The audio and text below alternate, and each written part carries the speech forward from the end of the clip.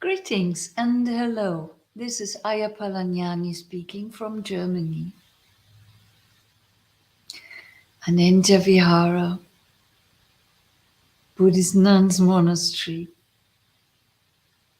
I welcome you to today's talk and would like to start as always and as often to start with some meditation just to get into the mood of the Dhamma. So instead of leaning back, now we would sit upright. Good morning. Let it go, let it be. And the others. I'm happy that you are there.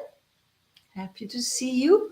I'm not too sure whether the connection with Facebook is already working. It didn't.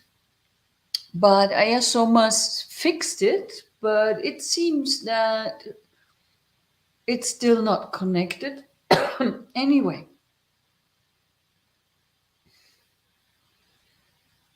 wherever you are, I see Ayya is from South Florida.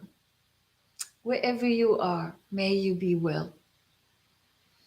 So we sit upright, whether on the floor, on a chair, whether you are standing, wherever you are. Make yourself comfortable in this moment, exactly there where you are. And take some deep breaths, a couple of breaths that are really deep. Taking in some fresh air and releasing all the stored up old air, and with it all unwholesomeness, all grumpiness, all tiredness, and all unwholesomeness. So that when you sit there, you just sit.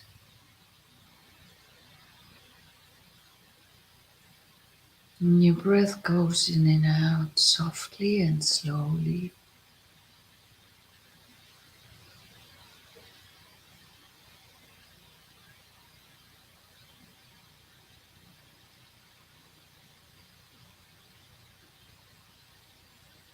It's only the first few breaths that you took that are kind of managed or controlled. From now on, latest, you're breathing just naturally. Breath comes in and breath goes out. That's how it is. That's what keeps you alive. Maybe that doesn't keep you alive, but as long as it is, you know for certain you are alive.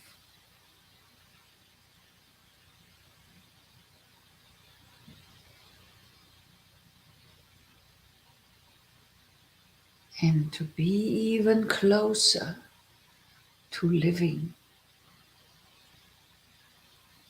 to be really living, returning our focus to the present moment. And that moment may be however it is, good or bad, boring or interesting.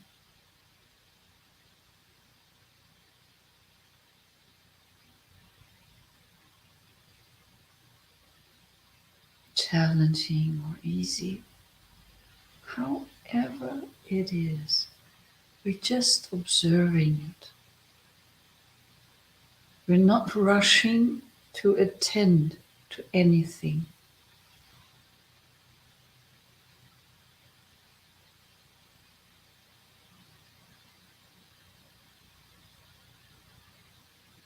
We sit upright and we breathe.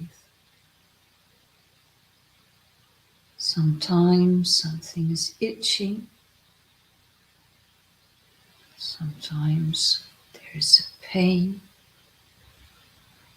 Sometimes thoughts arise or feelings, sounds. Whatever happens, we do not attend to it. We will not react. We only know.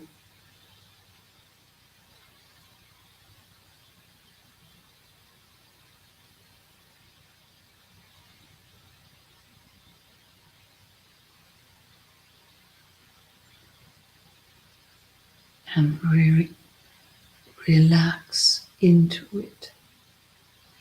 Even if there's a pain, we're going to be relaxed. Now, I don't know how it's with you, but for me, my head is itching, my nose is itching, the leg is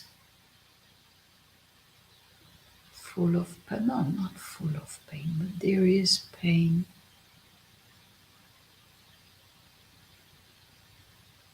And I can see the itching.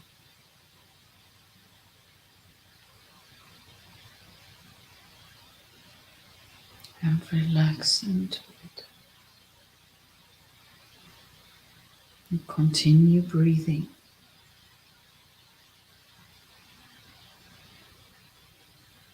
Observe the urge to scratch and not attend to it. Just observing the next breath in.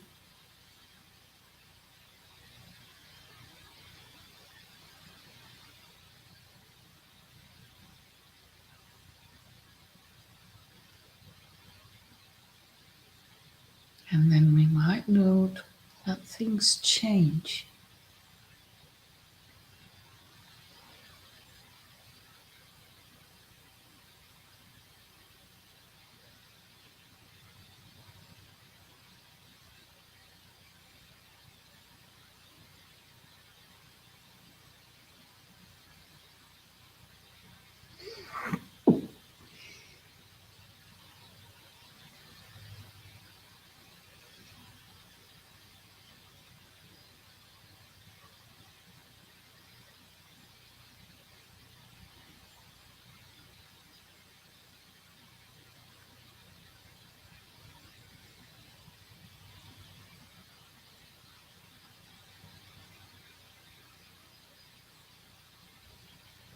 And in the heat of life,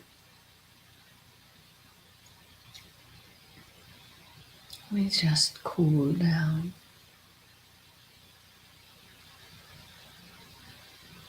So that we sit there calm, composed, and contented.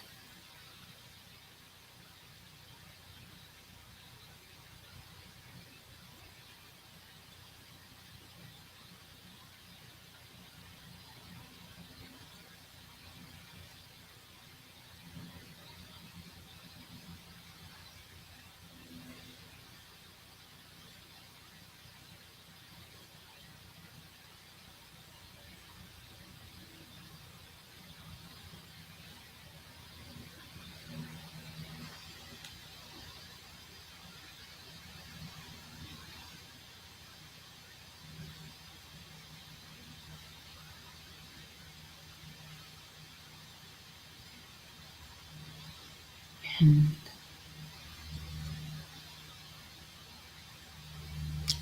with breathing.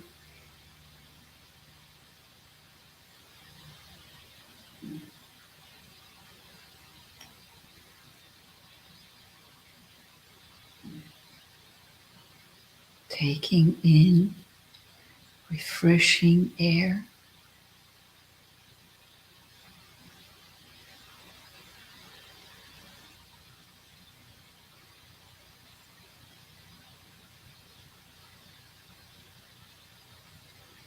We prepare ourselves to listen to the Dhamma. You just continue breathing and listening.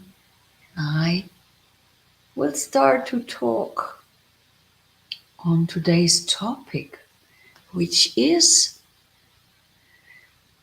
the way to overcome ignorance by wisdom.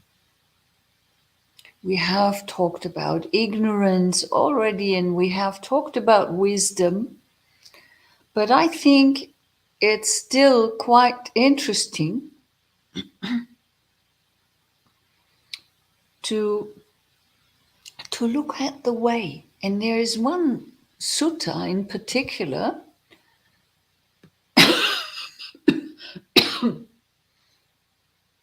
that is talking about the way. And this is Anguttara Nikaya 10, number 61.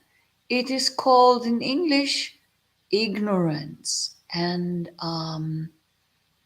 in Pali, it is the Avijja Sutta. Avijja is, of course, in English, the ignorance. So, this sutta is very interesting because it presents us a kind of dependent origination, but in a very different form, with different things in it. It starts with ignorance, of course, but it goes a total different way. And it talks about the nutriments. So, but before I start to read this sutta, just briefly, let's go back to what the Buddha said about ignorance.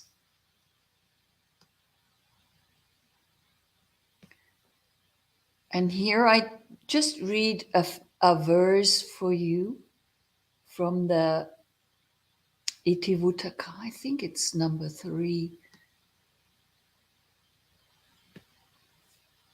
And there the Buddha says, delusion is that one thing that, when abandoned, then he guarantees non-returning, at least. So delusion in this case is moha. It's not 100% the same as avijja, but there are striking similarities. So these go together very closely. And this is why I'm reading a verse about moha, where the Buddha is speaking about delusion and not avijja, ignorance. But you could really exchange the words delusion and ignorance. It would make the same sense.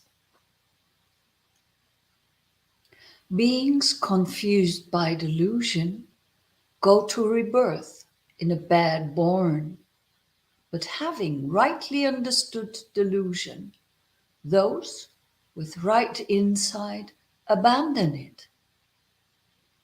By abandoning it, they never come back to this world again.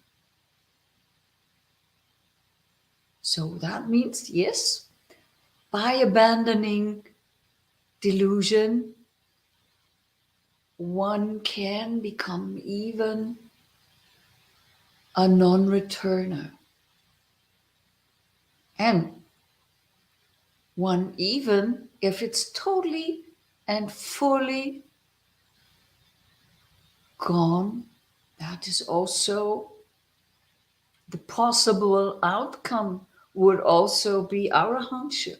But so what do we need to abandon there? What is it that if we abandon it, we would become a non-returner? So that's something, no?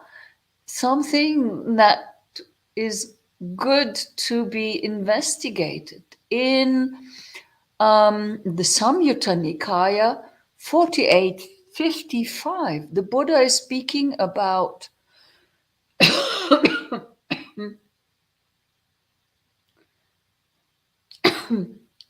excuse me, it's time of allergies now. um, he's talking about the heartwood. And he says, of all kind of fragrant heartwood, red sandalwood is said to be the best. In the same way, the faculty of wisdom is said to be the best of the qualities that lead to awakening in terms of becoming awakened. And what are the qualities that lead to awakening? And that is the faculties of faith, energy, mindfulness, immersion, and wisdom. So these faculties are the indriyas. If they are present in us, they could dissolve delusion. They could have us abandon this ignorance that we are talking about today.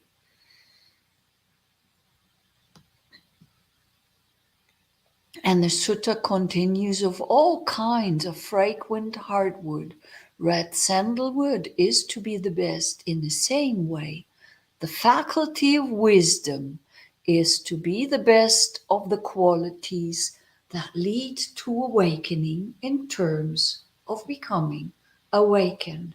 So, of all the faculties that we can develop, that we can have when we strive to become better people or to become enlightened, then this wisdom is the one thing, is the one faculty that helps us the most. Why is that? Because it dissolves avijja and turns avijja into vijja, or moha into amoha.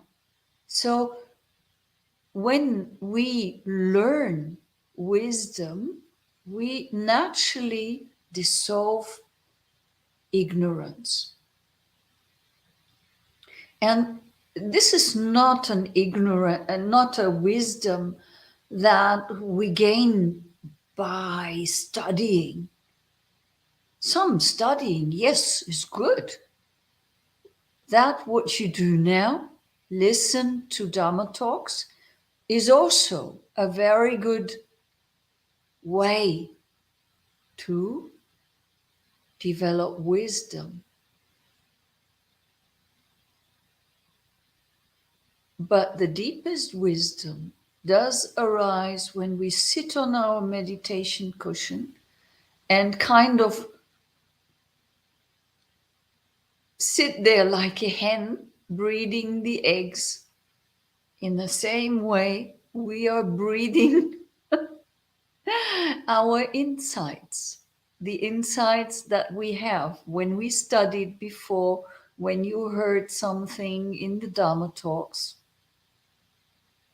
Then you sit on your meditation cushion and practice and breathe the insights. So,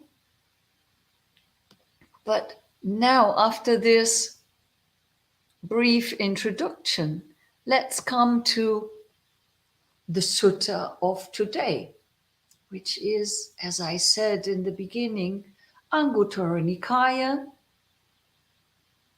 the Book of Tenth, number 61, called Avijja Sutta, or ignorance. Because this is said, a first point of ignorance, because is not seen, such that before this there was no ignorance, and afterward it came into being. Still, ignorance is seen to have a specific condition.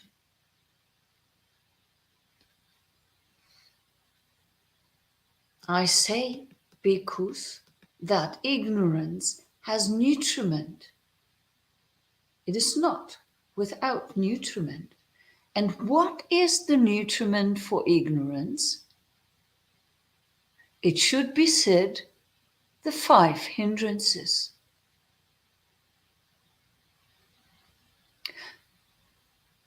The 5 hindrances too, I say, have a nutriment. They are not without nutriment. And what is the nutriment for the 5 hindrances? It should be said, the 3 kinds of misconduct.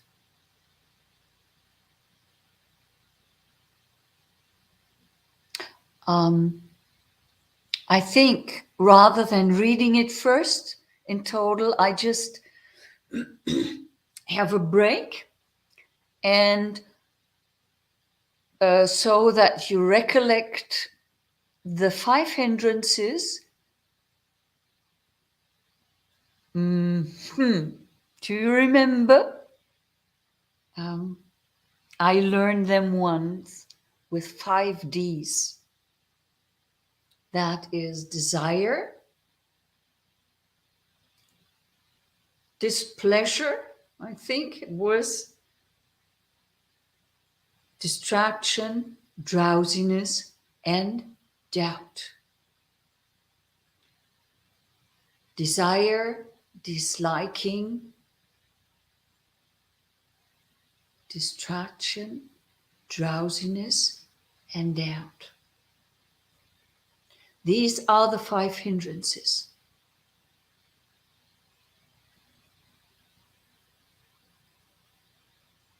And they are a nutriment for ignorance.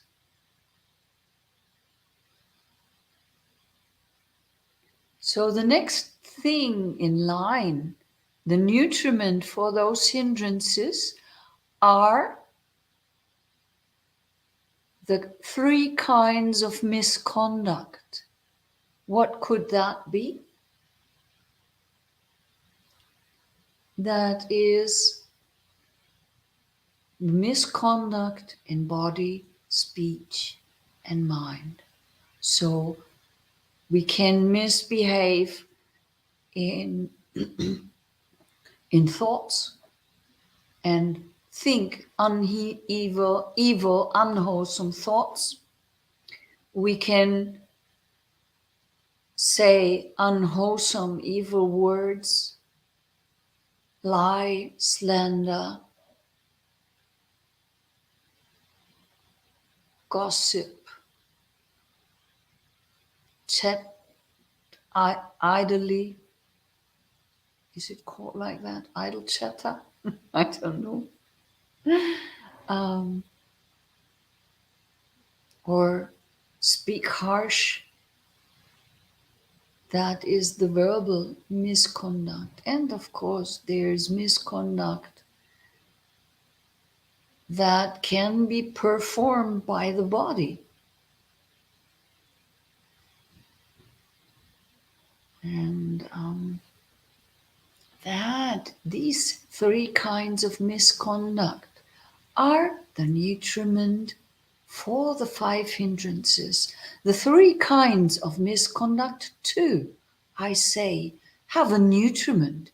They are not without nutriment. And what is the nutriment for the three kinds of misconduct? It should be said, non-restrained of the sense faculties.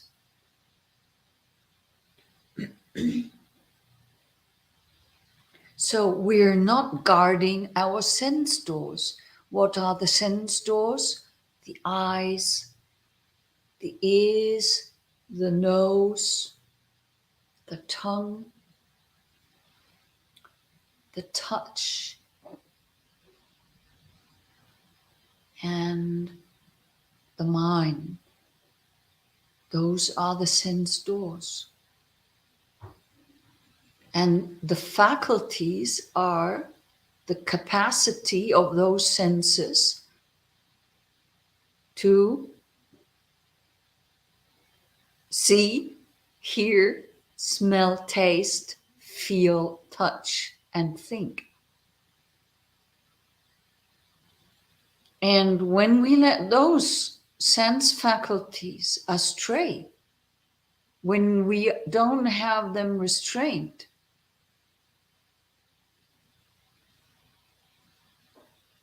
that is when it's very, very easy for misconduct of three kinds to arise. So, non-restraint of the sense faculties too, I say, has a nutriment. It is not without nutriment.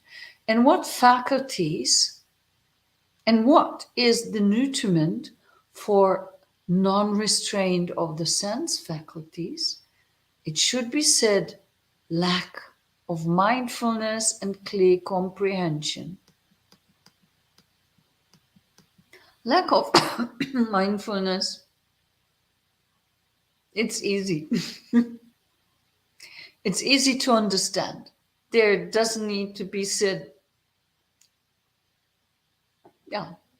much. It's very clear. If we don't put a little bit effort in being mindful, then our sense doors are wide open. Wide open.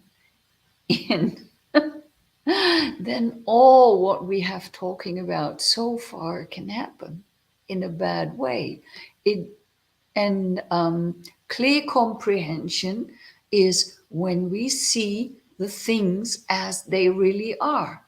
Like earlier when we were meditating, it was itching, at least in my head.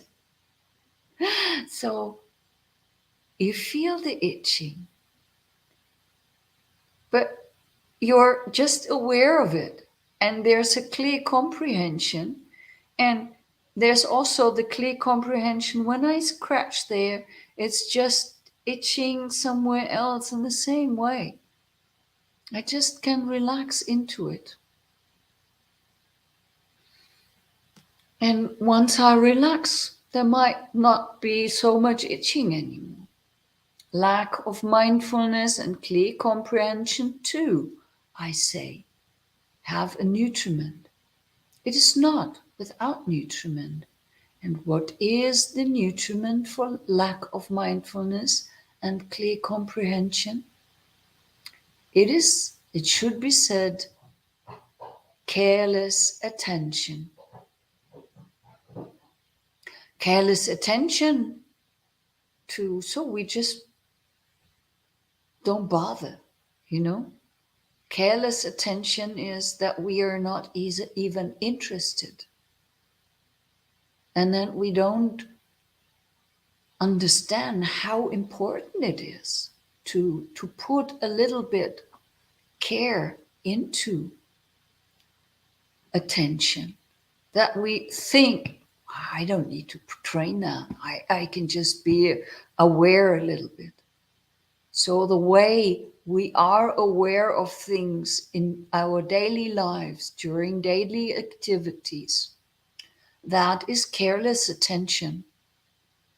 It's just not enough to see clearly. It is more to not see clearly, actually, because if we put really full attention to our daily lives, particularly when you are living in cities and working in big, noisy places, then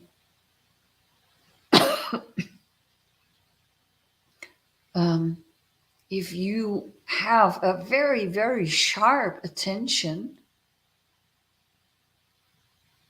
it can easily become too much and you will be overwhelmed.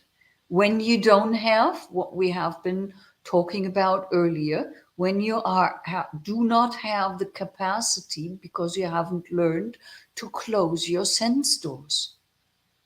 So this careless attention also is very important. It's an important factor. And what is the nutriment for careless attention? It should be said, lack of faith. Now, just these days, I was writing an article for a German Buddhist newspaper about faith. And here, I don't know how that is where you are, but in Germany, which is still mainly a Christian country, many people are tired of having faith or having or being told to have faith, and they lack it actually, and they don't want it. But a lack of faith in this sense is not what the Buddha means, is not what we expect it to be when we talk about it in Christian terms. A lack of faith would be that we don't have enough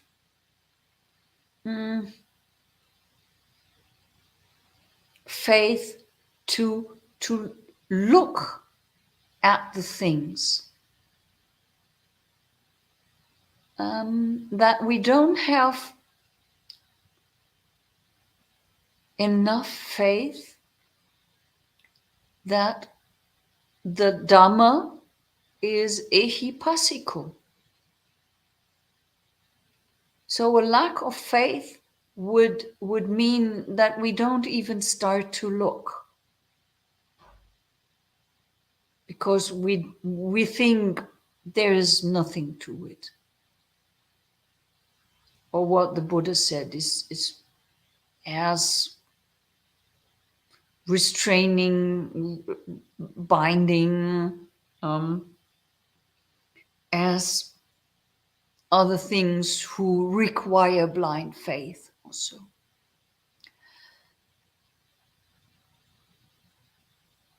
A lack of faith too, I say, has a nutriment. It is not without nutriment. And what is the nutriment for lack of faith? It should be said, not hearing the good Dhamma. Not hearing the good Dhamma, too, I say, has a nutriment. It is not without nutriment. And what is the nutriment for not hearing the good Dhamma? It should be said, not associating with good persons.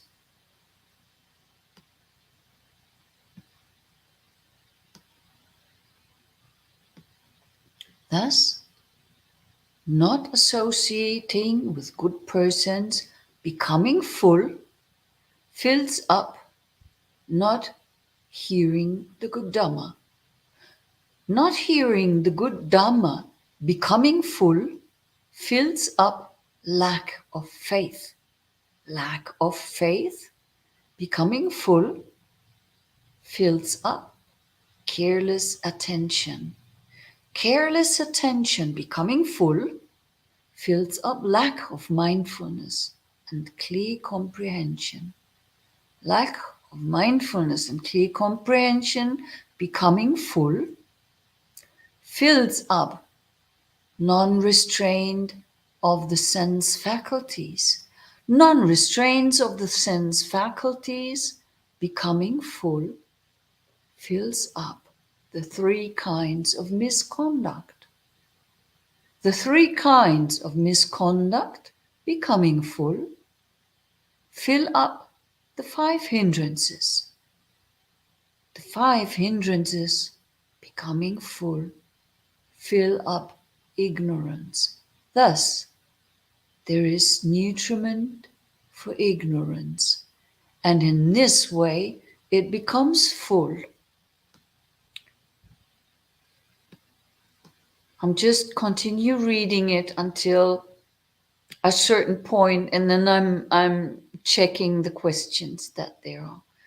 So, just as when it is raining and the rain pours down in thick droplets on a mountaintop, the water flows down along the slope and fills the clefts, gullies, and creeks.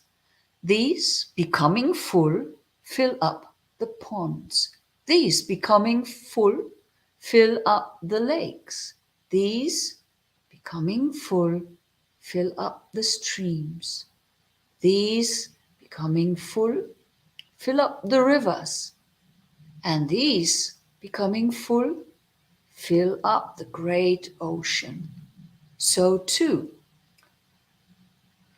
And then the Buddha explains or repeats, not explains, the same chain of reaction. So it is, in a way,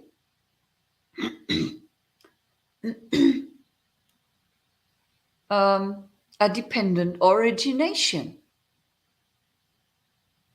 It is a chain of cause and effect.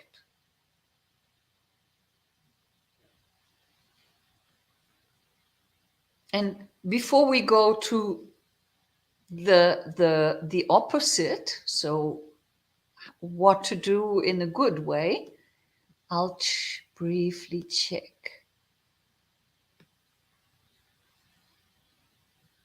what there is. Sometimes I wish I didn't have such a visual imagination. Let it be, let it go. Oh, that is so lovely. Well, I don't think actually it is too bad. When you see yourself breathing your insights, it's always good when you have something that with visual images that is kind of giving you a sense for the practice and kind of knocking at your sense of humor. Because sometimes you sit there and you don't get into those blissful states and you have some insights that are not pleasant. And so then seeing yourself as a hen sitting on the cushion to breathe out the insights can help, actually. So don't be be worried or ashamed about being a visual person. Fuzzy is saying something. How can we behave properly our daily life as real Buddhism without making karma? Good question. There is actually no way to not make any karma. You create karma in most instances, good or bad. But as long as we have all these sankharas and all these kind of greed, hatred, and delusion motivated things going on, uh, we make karma.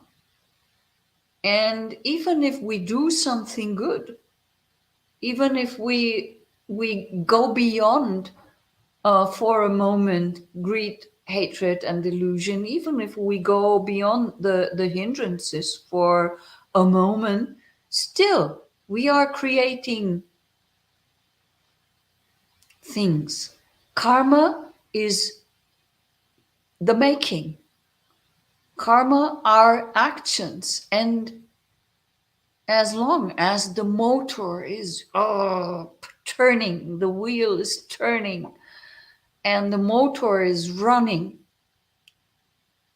as long as that, we are making karma. But of course, to make sure that we behave properly and make good karma is way better than not having any awareness of what we are doing, and by that not behaving properly. So you do need a lot of awareness. Awareness here is the key. Awareness of what is going on in your present moment. When you train that, when you train to see the present moment, even if you fall asleep, even if you are almost unconscious or knocked out, if you train your mind to be aware of everything, then you can know, oh, unwholesomeness is arising. There, I should stop, breathe, and then put wholesomeness in place. That would be sammavayamu, which is fourfold. After you have seen unwholesomeness, you eliminate unwholesomeness. Once it's eliminated, you make sure that it does not arise again. When it does not arise again, you can put wholesomeness in place. And once wholesomeness is in place, you make sure that it does not go away, and you cultivate it. You make it flourish and grow and bloom and blossom. But of course, for that, without awareness and concentration, without samma sati and samma samadhi, there is no way. So practice awareness. What I almost wanted to say, dead or alive, but awake or sleeping. You can even train your mind to be aware during your sleeping hours. You can be aware of your dreams, for example, or when you sleep, that you wake up when there is an unwholesome dream also. And even without taking it that far, awareness of the moment, of what you are doing, of your actions in body, speech, and mind is the way to go. So Sud is saying, so guarding sense doors is sati. And what is implied by clear comprehension? It is to focus on impermanence of things. Clear comprehension, no, it does not only apply to impermanence. Clear comprehension, when you see something with awareness, you would understand this is anicca, dukkha, anatta. So not only impermanence, but you would see, or clear comprehension understands the the characteristics that are inherent in everything. Hope that's enough to this.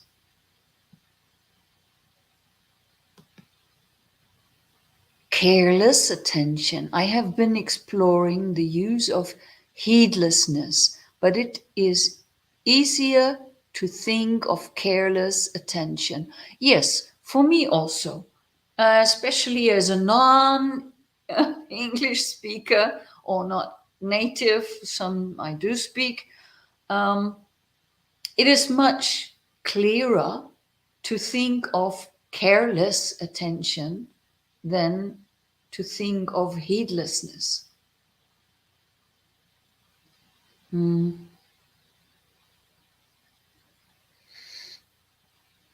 Then there's another very important, interesting question from Let It Go, Let It Be. Do you think it's okay to have faith in the Buddha's nature, in us all, in everything?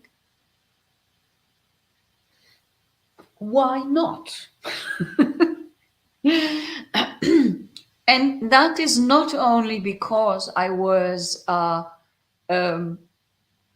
Zen Buddhist for many years, and thus the Buddha nature in all of us is kind of a familiar thought. But I really think it is also very possible for a Theravadin that I am now, or as what I see myself now, if I want to put it so personal. Yes, Buddha's nature. If you take Buddha's nature, that we all, especially those who are now here listening to the Dhamma, everywhere in the world, not here only on YouTube or Facebook watching this, but all Dhamma practitioners.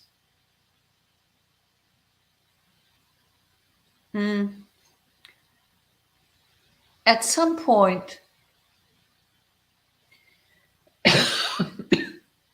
must have kind of met with one of the, well, long gone maybe Buddhas. And the Buddha's nature, if you take that as thusness or tattva, then yes, it's in every person. It's in everything and in every moment. It's just thus. So, tada! It's just like that. So, if you take Buddha's nature as that, then of course. And I think to have faith in that is valid. Why not?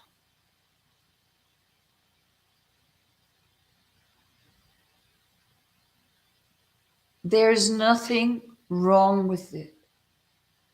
Unless you believe in it blindly and do not investigate what really Buddha's nature is meant to be.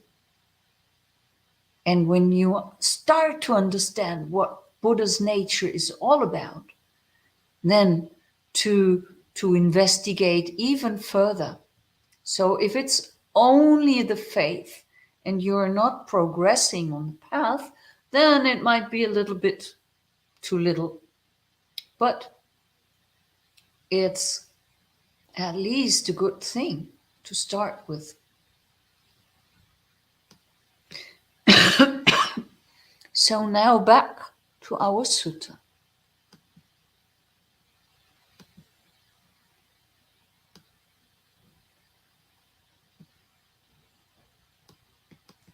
I say that true knowledge and liberation have a nutriment. They are not without nutriment.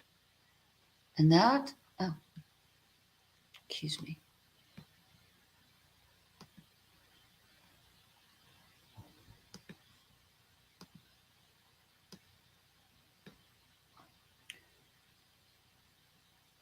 They are not without nutriment. And what is the nutriment for true knowledge and liberation? It should be said, the 7 factors of enlightenment. The 7 factors of enlightenment, too, I say, have a nutriment. They are not without nutriment. And what is the nutriment for the 7 factors of enlightenment? It should be said, the 4 establishments of mindfulness. That is the 4 satipatthana, and the 7 factors of enlightenment are the bojjhangas.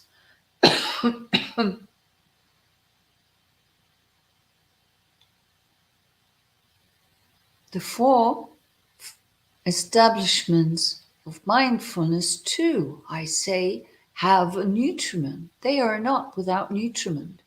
And what is the nutriment for the 4 establishments of mindfulness?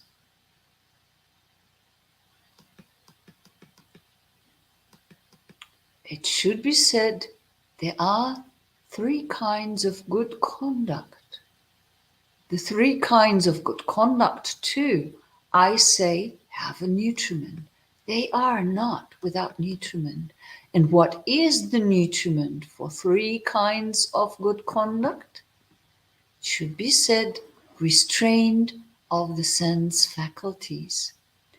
Restraint of the sense faculties too, I say, has a nutriment.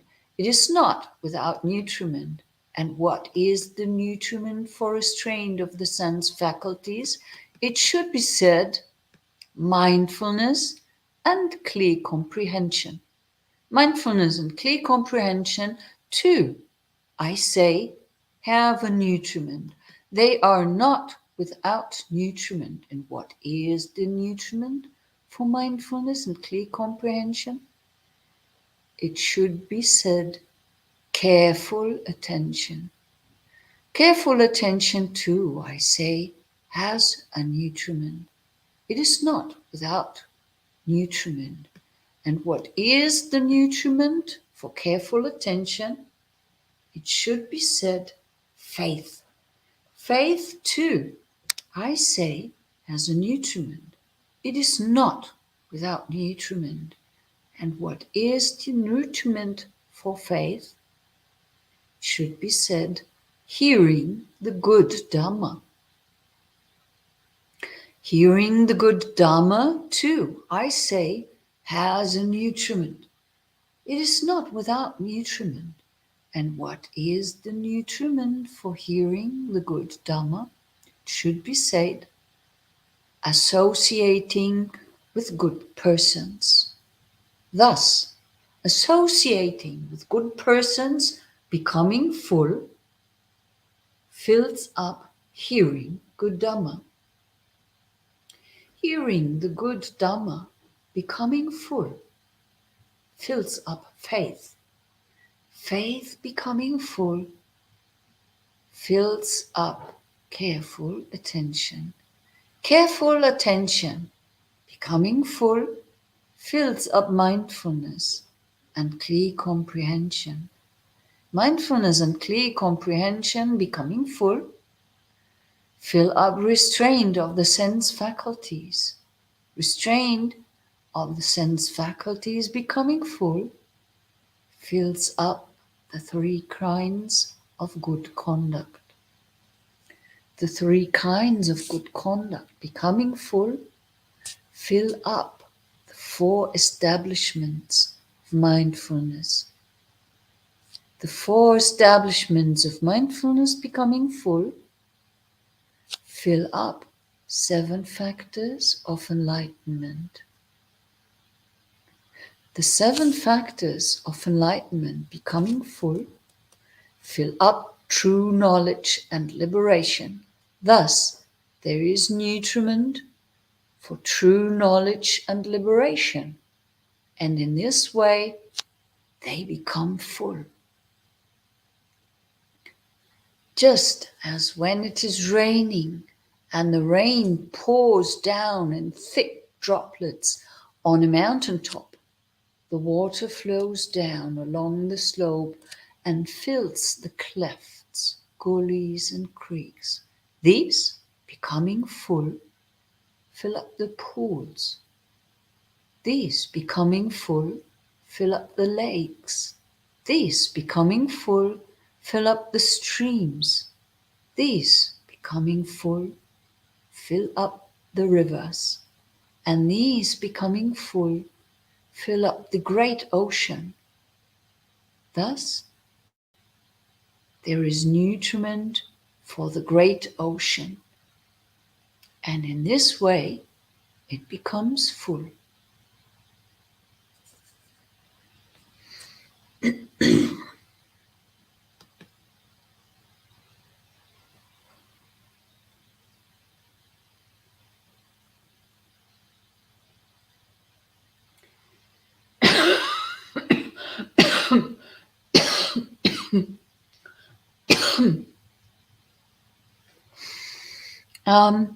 Let it go, let it be.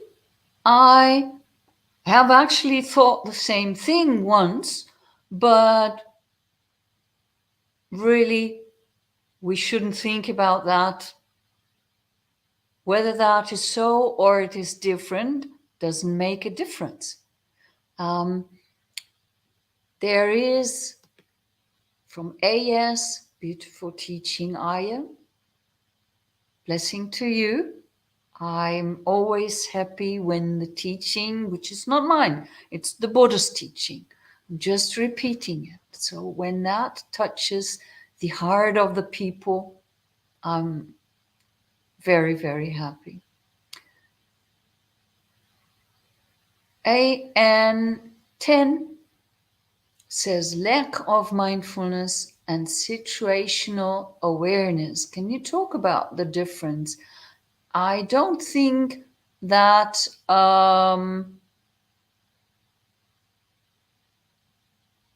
this is in the translation which I just read. I can't think that I have, as far as I remember, but there are, of course, other translations.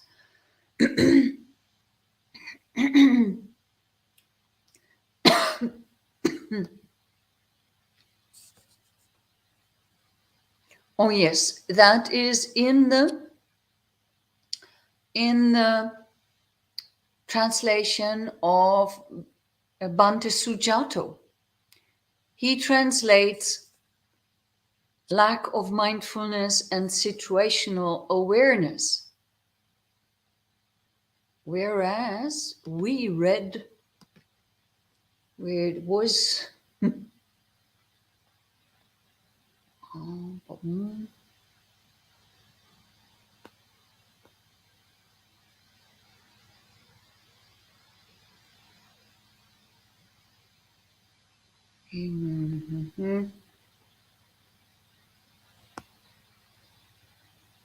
lack of mindfulness and clear comprehension. And we talked about that. The Pali word, I would just check Pali version.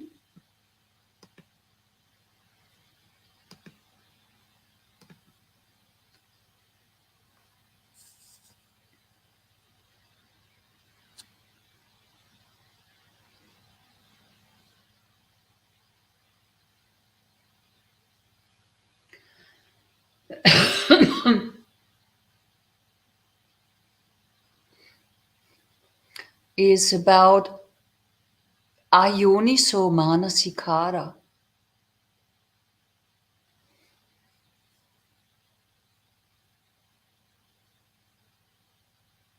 And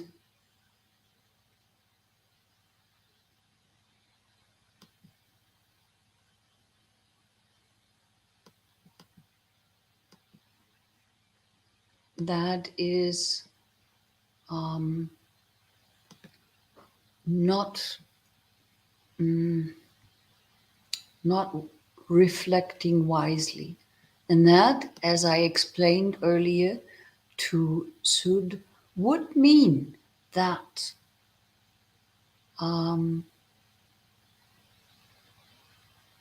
that the oh, I'm done.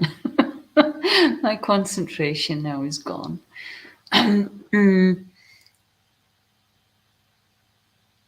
That we can comprehend the three characteristics in everything. That is, we can see anicca, dukkha, and anatta. I hope that is enough for today, because our hour is over, and I wish you a wonderful day ahead, or a good night ahead wherever you are. Blessings to you. See you next week. Bye bye.